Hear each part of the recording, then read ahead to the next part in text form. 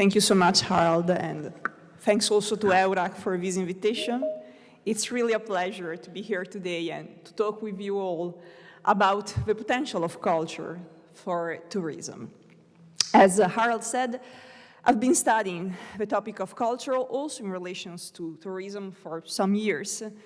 And today I would like to reflect with you, so it's a sort of open discussion for me, about the potential alliances that could be created between cultural heritage institutions, tourism institutions, and other types of public and private partners in order to really use tourism as a driver for sustainable development, for sustainable tourism development, but in general, really, to create a more balanced society, a more balanced economy.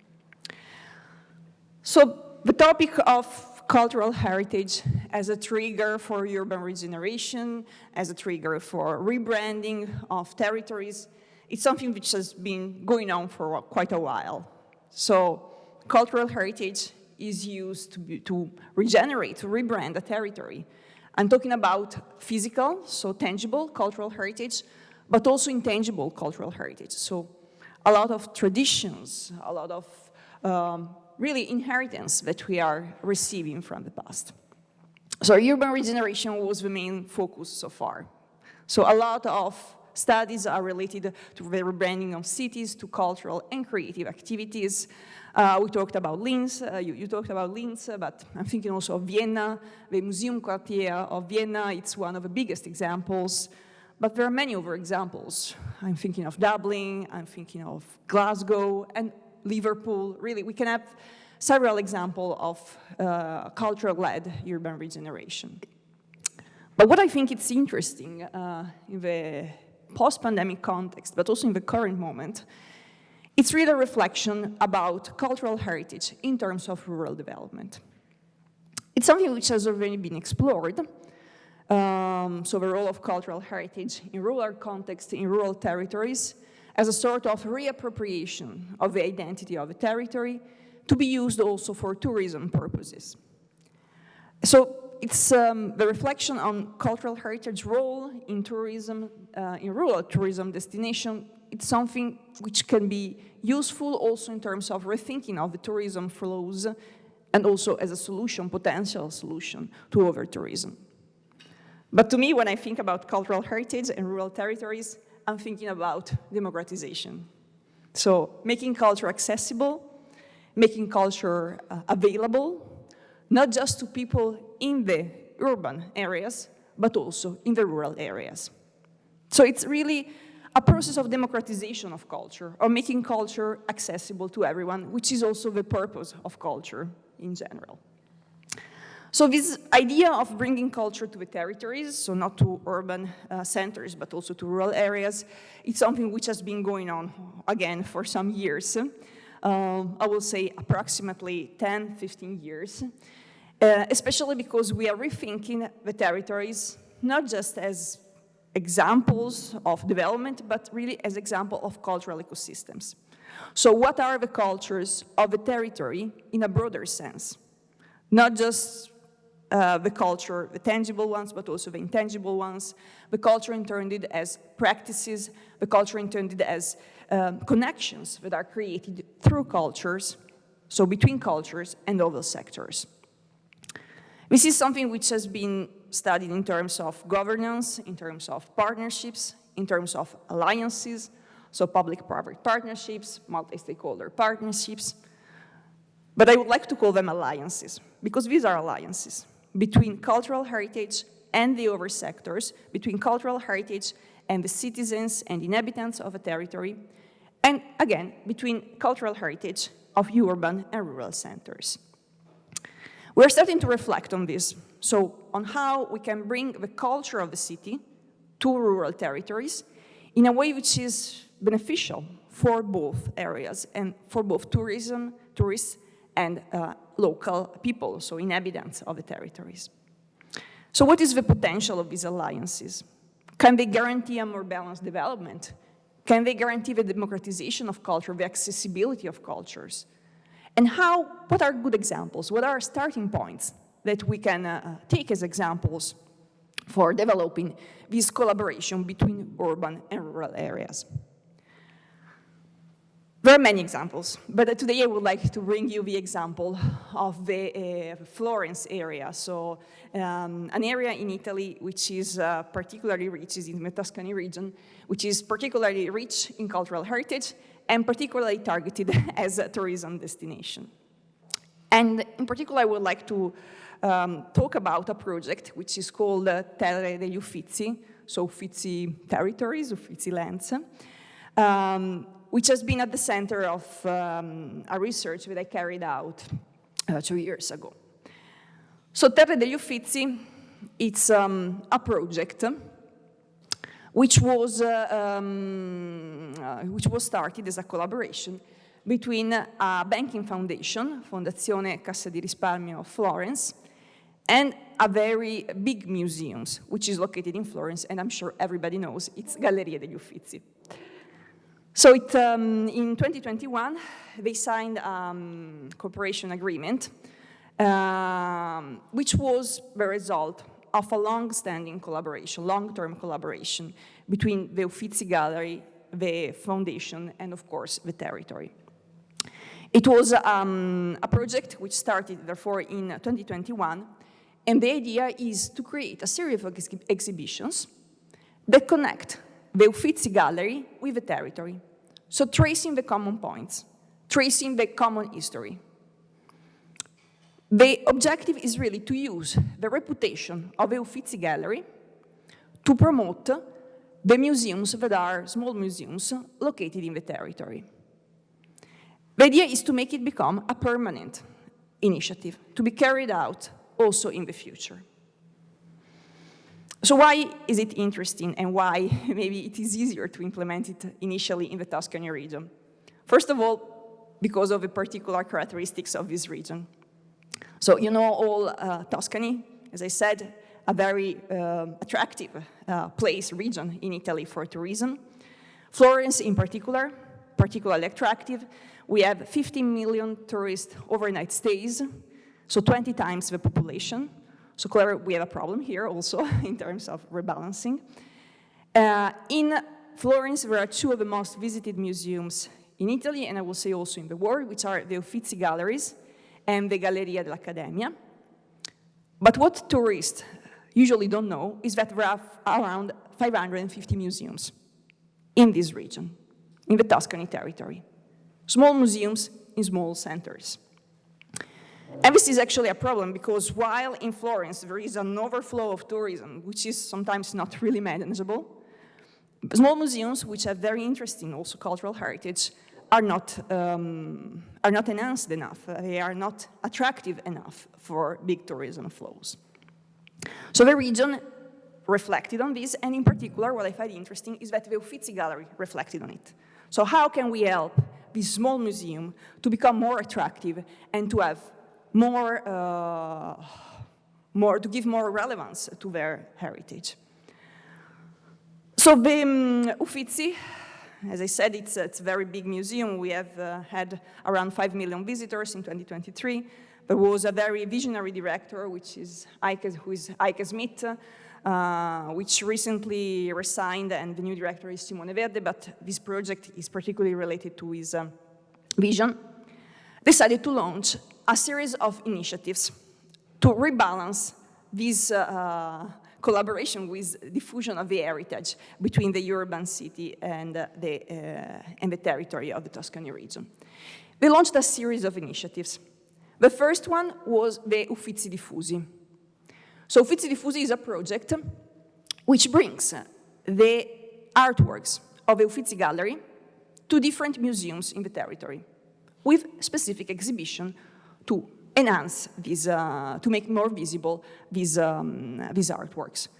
Consider that the Uffizi Gallery displays, I think, around 3,000, 4,000 artworks, but it has 100,000 artworks in the archives, in the storage. So all these big artworks could be, of course, used to populate the museums of the territory, bringing, of course, different exhibition and attracting, of course, promoting a different type of tourism also in these areas. So the Uffizi implemented this initiative since 2021, even if they worked on similar initiatives before. And the Uffizi Gallery also worked together with the foundation, the banking foundation, the Fondazione CR Florence, to increase the capacity of these small museums to welcome and to use of course, the visibility that this kind of initiative could give in a convenient way. So, just a brief word about the foundation. It's a foundation with banking origins. Cassa di Risparmio is a saving bank, which is really spread all over the Italian territory. It has a statutory aims also to promote the arts and culture and to promote territorial development. They had around 10 million euros allocated to arts and culture per year. And they collaborated with the Galleria degli Uffizi already with another initiative targeting small museums in the Tuscan territory. So this initiative was called Small Big Museums, so Piccoli Grandi Musei. It was launched in 2005, and it involved a lot of museums in the territory. Just to give you an overview of what this initiative was like. So it was an initiative involving 96 museums of the Tuscan territory in 81 different towns in the Tuscan region. And it consisted in renovating these small museums, so with funds from the foundations, renovating these museums, empowering these museums through collaboration with the Uffizi Gallery for temporary exhibitions, and also to develop skills and competencies in the museum staff, for example, also digital skills. So they created also digital archives, and they tried to digitize their collections. So both the initiative of Uffizi Diffusi, so spread over the territory of Uffizi, and the Piccoli Grandi Museums, so small big museums, created the background for implementing the Terre degli Uffizi project. So Terre degli Uffizi, as I said, starting in 2021, it initially involved 5 small museums in the territory with exhibitions that were related to works of art in the Uffizi Gallery, but which were particularly related also to the specific museums in the territory. So they started with projects, for example, on Dante Alighieri. It was 700 years of his death, so it was a celebration. And they populated the territory with events related to Dante, related also to the presence of Dante Alighieri, which is a famous poet in the territory. It expanded in 2022, and these are the results of 2024. So different cities, different initiatives, museums, exhibitions, and also all the promotional activities are created in the territory with the branding of the Uffizi Gallery. So these are just some examples of this type of initiative. So you have information, we have exhibitions related to Dante Alighieri, to the Renaissance, so for example, armies in the Renaissance, and of course, all related to the common history that the Uffizi had with this territory. So of course, the advantage here is that all these territories, all these exhibitions are promoted through the Uffizi Gallery. So everybody going to the Uffizi Gallery will see all these initiatives. And also, the cooperation consists also in supervision, in joint scientific coordination. So the results were particularly encouraging. We have data just on the first year, but also next year is going to be published, the results of the following years. We had an increase of the number of visitors of these museums on a range of between 15–18%, more or less, and a total of 36,000 visitors, approximately. What is interesting is also that 83% of the interviewed in a survey to measure the impact of the initiative stated that they visited the museum because they were attracted by this particular initiative, and that through this initiative they discovered the territory. So on a partnership scheme level, of course, it's interesting to see how this was a top-down initiative. So it was not the small museums who said we want to be more attractive and we would like to cooperate with the Uffizi Gallery. It was the contrary. It was the big museums, so Galleria degli Uffizi, who decided that they wanted to do something for the territory. They wanted to do something for the smaller museums. So this idea that they are, of course, the most visible museum, but they are part of an ecosystem which is spread all over the territory. So the Galleria degli Uffizi and the foundation, of course with the support of the region, were the ones promoting the initiative. But of course, when the specific exhibitions were implemented, also the local museums and the local municipalities were involved. So the Uffizi Gallery, of course, provided scientific supervision, co-organization, communication and promotion, which was particularly important.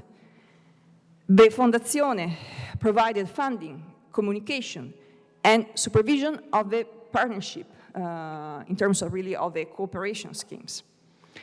While the local municipality and the local museums, basically the Uffizi and the Fondazione delegated to them part of the administration and part of the co-organization and scientific implementation. Why is this important? Because, of course, by working with big museums, such as the Uffizi, the small museums learn how to be more successful, of course, in promoting their exhibition, in organizing them, etc. And also the local municipalities, by interacting with the urban centers, and of course with the Uffizi and with the foundation, were able to develop a more efficient management of this type of events.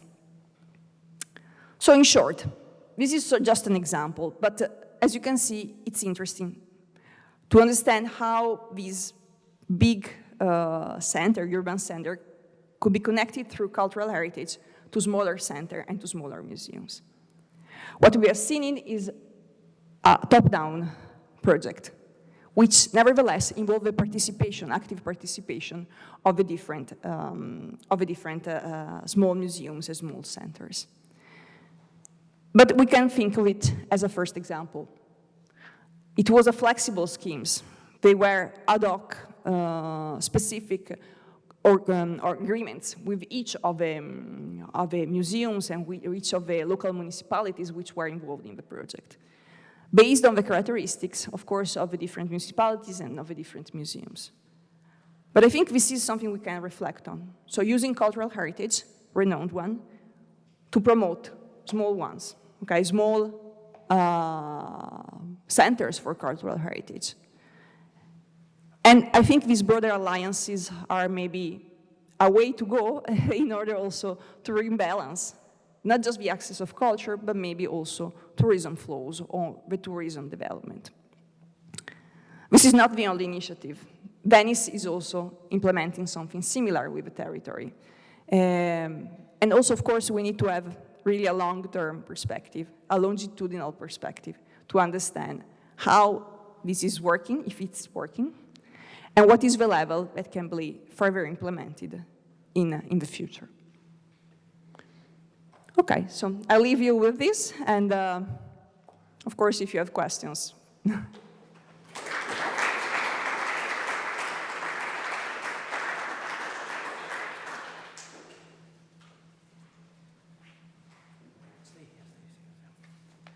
Yeah, thank you, Elena. Thank you for this really interesting view on how develop projects connecting stakeholders, cultural stakeholders in rural and urban areas.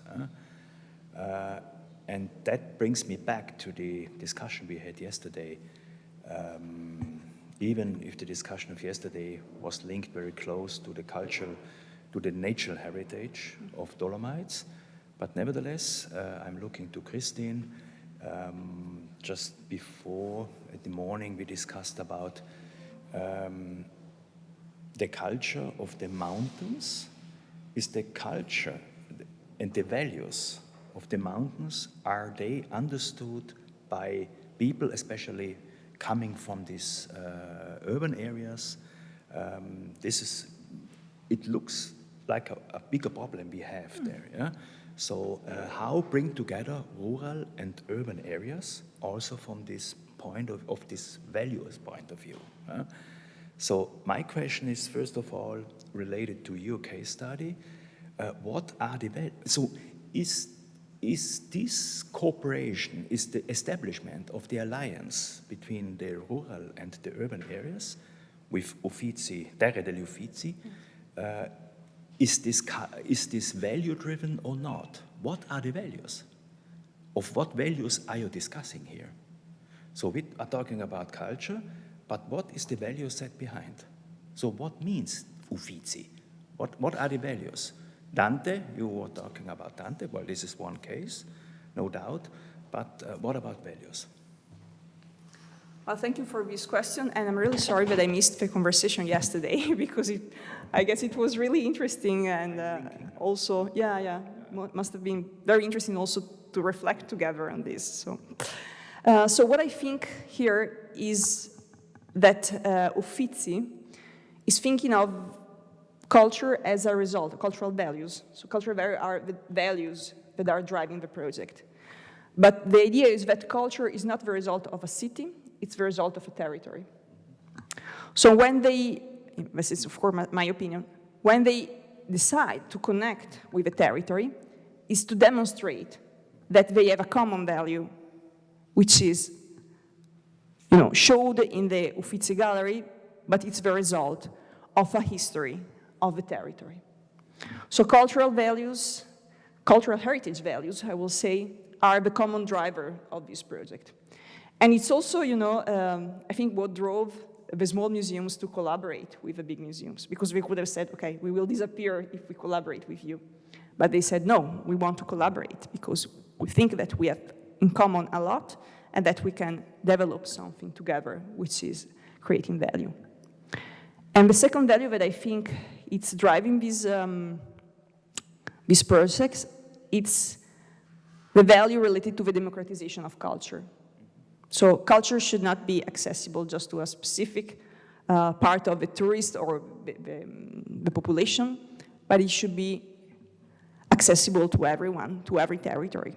So if we bring culture to the rural areas, it's because we don't think culture as the culture of the Uffizi Gallery, but as a culture which is embedded in the territory and which should be beneficial to all the citizens. And of course, communities that are represented by these small museums, but also the small municipalities, the small local economies and ecosystems.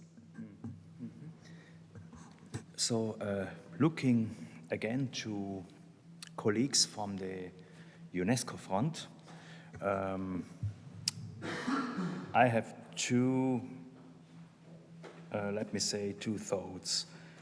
Culture as a mindset, so how communicate, for example, the case of yesterday, how communicate the culture of the mountains to the people from the urban areas? I guess that this is a really, really big task we have to fulfill in the next years. So the UNESCO World Heritage of Dolomites is not really good communicated into the population of that region. Gerhard Wanzi yesterday was talking about, I guess, 40,000 people living in that region. But we miss the value-based mindset of UNESCO within the population itself. Anna, we discussed it with UNESCO on UNESCO events in Sesto several times. On the other hand, it was a touristic question. So UNESCO became very, very fast a touristic affair, I would say. Something did going wrong. But we can go in that way in the next years much better. So this is one aspect, and the other aspect is a more physical aspect in the territory. You are bringing this discussion, Terre degli Uffizi. So in other words, we should bring the idea of Uffizi, of Galleria d'Uffizi, in the territories of Tuscany. In other words, how I come now to the touristic discussion of yesterday, how bring people in regions less populated by tourists? We have an overcrowd in the Dolomites areas. And how can we, that was also a question Kurt Luger yesterday made. Kurt is here. Kurt, you were also discussing this. Even if it's a hard task, how can we redistribute guest flows also to regions a little bit out of the crowd, a little bit out of the core of the heritage? So is it absolutely necessary that all the people go to visit Lago Braies? Is it absolutely necessary that all the people goes to visit your famous places in the downtown of Salzburg? So Geburtshaus, Mozart, and all that stuff you showed us yesterday. But probably everyone likes to see that. And only once they have visited that, they are ready to visit also places which are out of the regions. But nevertheless, we need offers to them. So we have to show them that next to Lago Braies, they can visit also other interesting places. If we this not do, they only remain there. So this is a similar discussion. Yes. You did nothing else, basically. You brought Uffizi in the territory. May I say something? Michael. Thank you very much for this talk, which was quite fascinating to see how a brand basically is creates a diffusion of its brand even into the region. I've been very provocative now, right? Because from the perspective of the Uffizis, it's really nice to see that. It's almost like other brands like Parada and so forth is creating alliances with other partners to get more impact on their brand. But the question I'm raising, if this is really a sustainable tourism, because what you're creating, very, I don't want to say, very provocative now. I'm saying you're producing more of the same from the perspective of the Uffizis, right? And the question is if you attract by this more tourists with the same ambition, seeing pictures, paintings of the Uffizis. And by doing so, if you stay in Florence, for instance, it's almost impossible, I guess, for people like in Venice or in other places to stay there, to live, to go for a living, because everything is expensive because of the tourists and so forth. So the question is this really part of a sustainable tourism beyond the very perfect and intelligent strategy from the perspective of the Uffizis? I want to separate those two things now, because we're discussing here tourism. And my question to you, do you think in a broader perspective, stepping outside now from the Uffizis, seeing Florence and these regions, or even Venice and so forth, do you think this is a sustainable approach to tourism? Very good question, and very provocative, so thank you for that. I like provocations. Of course, what I can say is that we will see it in the long term. So it's impossible to say it now, especially because it's too early to see the real results. In my opinion, what is interesting is that it's not just from the part of the Uffizi, but it's also from the part of the small museums. Because the project and the previous projects that I was mentioning, so small big museums and the other one, which was Uffizi Diffusi, they didn't have just the purpose of bringing, again, the brand of Uffizi to smaller territories, but they had the idea of helping the small museums to develop competencies in the management, in the organization of exhibitions.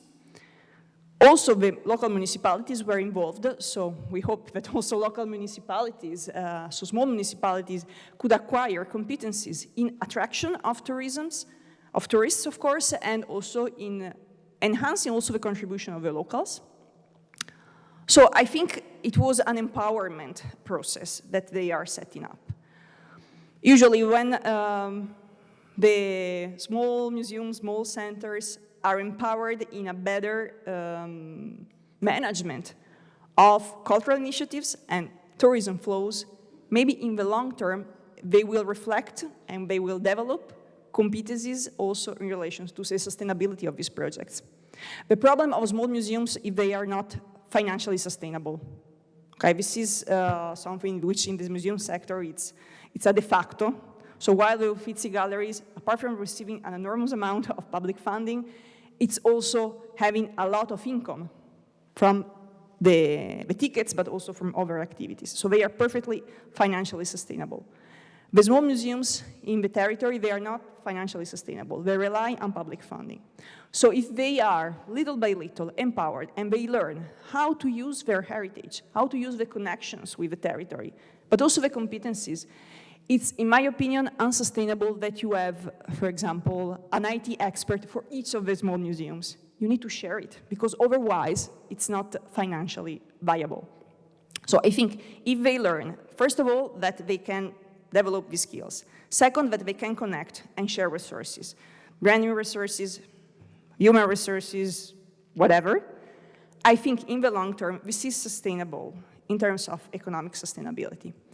In terms of the other type of sustainability, of course, environmental sustainability, it's a point of reflection. I don't think there will be an enormous flow of tourists to the small centers, so I think the environmental impact should be managed, but still could be successfully managed. And in terms of the social sustainability, I think this is the most interesting part, probably. Because social sustainability, it's about well-being of people, it's about education of people, and by bringing culture to the small center, the social sustainability target will be successfully reached. So in cultural discussion, so culture and creative industry discussion about sustainability, we insert a fourth dimension of sustainability. So we say that sustainability is based on 4 pillars: social, economic, environmental, and cultural sustainability. Cultural sustainability, as you probably already know, it's the ability to use the culture of the present and to transfer it, to make it available also to further generations. So I think into this perspective, yes, we are really creating a sustainable path to development. But I'm not sure this is the way, so we need to wait and see what happens.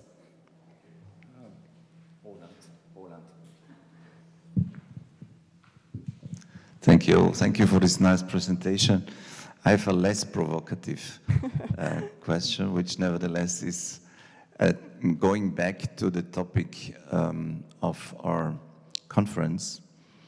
I see this as usage or as marketing of heritage, what is done primarily in Tuscany. Mm-hmm. And this is a good thing. As you said, this has all kinds of effect of value, reproduction, educating people and so. But where is the future? So if others create museums of the future, we really live off the heritage. And we declare the future of the marketing or the usage of the heritage as the future. But others construct museums around a probable, desirable, possible future. Yes. And, you know, a little story, I worked with Salvatore Settis of Pisa, because we tried to understand the history of heritage conservation and protection and evolution in Italy. And we also did a report to the Club of Rome in this sense. Mm-hmm. And at one moment he told me, you know, Italy has the highest amount of cultural heritage in the world together with Greece. Mm-hmm. But this could also hinder progress. And the people we talked with said, Tuscany is heritage. The future is in Rome, because in Rome there is the Confindustria. Or Milan. or Milan, where the fashion industry is. Yes. So is it as easy as that, or can we say that attractive sites may also be constructed around futures? Again, a very good question, so thank you for that. Okay. Should I respond? Yeah. Okay, so thank you. I think it's also a very interesting perspective. So also I particularly liked the fact that you said sometimes we are constructing museums for the marketing, basically, for attracting visitors instead of starting from the other way around. So we have a heritage and we try to market it to the public, to the potential audiences. So I think it's both a limitation and an opportunity. Okay, so of course, we have a past which is very important in Florence, in the Tuscany region, in the Venetian region, and in many other regions in Italy. So we can rely on using this past as it is, so just heritage, or we can make heritage work for the future. So we have heritage, and there are many works, also Florida or other, of course, works, which demonstrate that living in a place full of heritage creates the basis for creativity. Okay, so for example, cultural heritage can be used as a trigger for creativity. So for contemporary production, which is not just related to art, can be related to music, video games. We have also film industry, which is relying heavily on cultural heritage. So it depends on how we use it, basically. We can use this heritage just as something we need to preserve and leave it as it is and try to block tourists, or you can use it as a trigger, not just for tourism purposes, but also for inhabitants, citizens, for attracting this creative class or any other type of industries that can be related to it. It's up to the ability of each city, I think. So Milan, also Venice. Venice is doing a series of, yes, sorry. I have a sort of verbal diarrhea, so I'm sorry about that. But yeah, so we need to think about the strategies of the cities in the long term and the regions in the long term. Venice is doing something similar.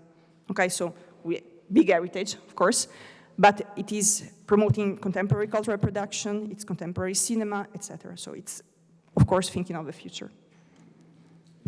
Hi, congratulations. It's a very interesting topic. I was just reflecting, even yesterday, as a result of some conversation that we had over a nice wine and nice food and a nice scenery of this part of the world, about the relationship with our tourists. And I think there is a missing piece there in the sense that envisioning decentralization of contents, no? Mm-hmm. This is not, culture is not my business. My business is predominantly sports, but which is a component of culture as well. But I mean, and I was thinking about the way is it efficient the way we are communicating with our prospect tourists? How can we, decentralizing, can open a dialogue by which we can really make them understand better our heritage and our territory and our products and our sporting events? I mean, this man here sit aside of me, just brought a Dolomites event in an island in the middle of the desert. Is it an example of decentralization? How can be beneficial for Dolomites?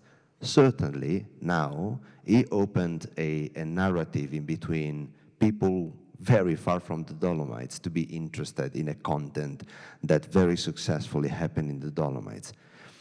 That doesn't mean that, it's more people or from the Middle East that will come into the Dolomites that will even give us more headache of what we have already.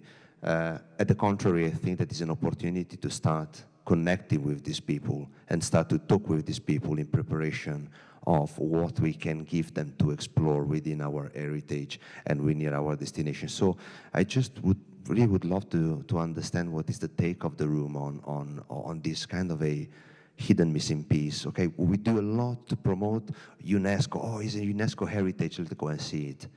But how we, on the opposite side, we communicate with them and saying, yeah, there is a UNESCO heritage here, you should be prepared to do this, and that. Consider coming not in Val Gardena, but in somewhere else. And how can we help them to appreciate the experience that they really have the appetites of doing? It's a very big question. So it's narratives, of course, are the core of all the tourism experiences, but also I think cultural experience or sport experience that we can have. And I think it's the problem of narrative, it's something which involves a bigger reflection, a bigger discussion between different stakeholders. Not just tourism, not just culture, but also territory in terms of strategies and, of course, tourism authorities. Because it's, I think, a problem of identity. So who we are in terms of spread culture, spread sport, spread nature, whatever.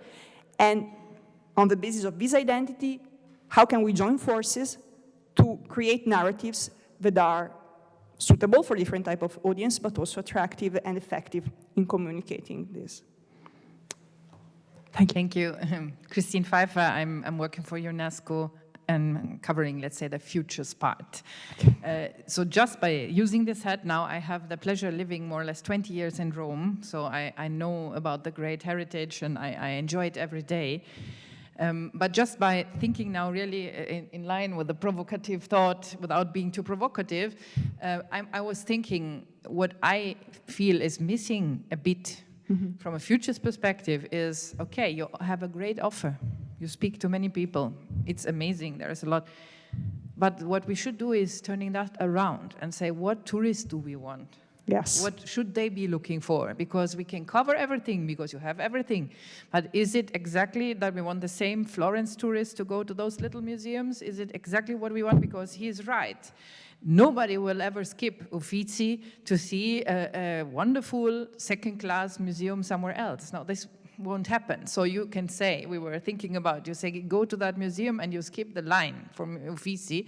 Certainly you will fill up that other museum. But is that the value? We were talking about values. No? So where is the maybe local, regional view? What are the people wanting? No, what we do in Futures is creating a vision first. Seeing all the problems, seeing the status quo, allowing to say there is uncertainty because you cannot predict, but collecting that pieces of values, no? That pieces of expectations, be it sport, be it simply culture, and this is one major part, don't think in silos, no? Because as you say, yes, empowerment silos is important, but that has to reflect education systems, infrastructure, all the things that we know, no? So if that is not, how to say, carried by maybe society, local people, then is it speaking to the values? So this is a little bit the angle we could bring in with the futures exercise to see in a participatory way what you can co-create to make this more sustainable, you know, in all the 5 areas or 4 areas that you have mentioned. Thank you. Thank you. Short. Okay, so I agree with you. Actually, I think it's a problem of who do we want to be in these territories. And it's totally clear to me that last time I went to Florence, it was full of drunk, 20 years old, you know, taking selfies in front of the biggest monuments and probably not understanding what they were looking at. So I doubt these people will go to the small museum in the province. I think the small municipalities, small museums are aware of this. So I think if they want to make the values of a cultural heritage and the values of a territory affecting in terms also of development, we should look for other type of tourism. Somebody who is more interested in a more authentic experience, probably. Something which is familiar with culture, intended as cultural heritage, etc. But I also think that cultural tourism, cultural heritage should not be for just tourists. It could be also as an attractor for different type of citizens. We have a problem of the population of these areas. If you create an attraction, which is a cultural one, maybe with some activities related to tourism, not so many, but because it's still small, maybe you can attract young people to live there, young people. Well, I work remote most of the time because I work for a digital university, so I can be located everywhere. So people who are looking for more quality of life together with some culture, maybe something which will be maybe attracted by the value of these cultural values of a territory. It's an ongoing discussion, I think, and it's an ongoing reflection in terms of really of strategic development, sustainable development of territories. Yeah, what do we want, basically? That's interesting. Great. Sorry, I'm very talkative. No, you do not have to say sorry, because you triggered a lot of questions here. That's really interesting, even if you do not have time. But Thank you very much, Elena. Great applause.